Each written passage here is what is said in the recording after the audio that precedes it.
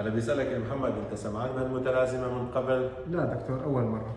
بصراحة كتار، يعني مو بس انت، كتار من الكادر الطبي يعني مو سمعانين بها بسبب قلة انتشارها، يعني من المتلازمات النادرة جدا. دكتور، شو أسبابها؟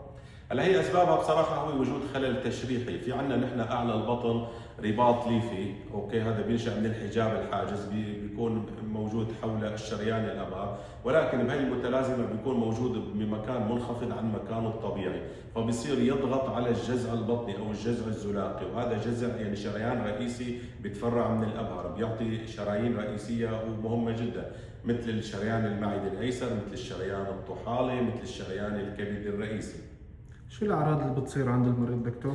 هلا المرضى بصراحه بيعانوا اكثر شيء واهم شيء عرض هو الالم البطني، بيكون عندهم الم بطني بيزداد اكثر شيء بعد الاكل، بيزداد اثناء الحركه، اثناء لعب الرياضه، المرضى بيعانوا من غثيان مستمر، المرضى بيعانوا احيانا من تقيؤات، نتيجه هالاعراض كلها بيصير عند المريض نزول وزن شديد غير مفسر.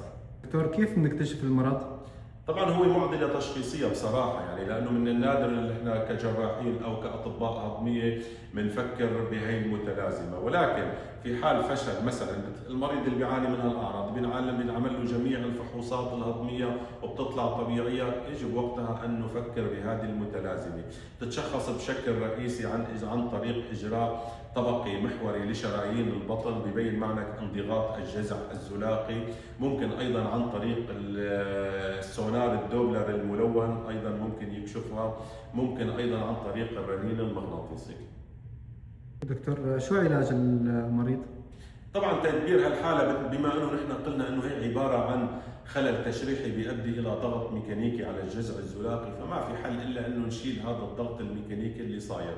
يعني هو علاجه جراحي فقط، عن طريق الجراحه الناظوريه بنقوم بعزل الجذع الزلاقي، نقوم بقطع هذا الرباط الليفي، بنقوم بتحرير العقد العصبيه ايضا حتى تخف الاعراض. طبعا العمليه دقيقه جدا، وانت شفت يا محمد نحن اشتغلنا على العمليه هلا، شفت قديش العمليه دقيقه، لانه راح نقوم بتحرير الشريان الابهر، راح نحرر الجذع الزلاقي، راح نحرر الشريان المعدي الايسر والشريان الطحالي والشريان الكبدي الرئيسي.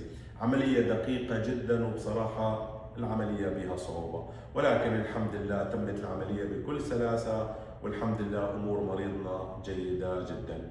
وبالنهايه تمنياتنا لكم جميعا بالصحه والسلامه.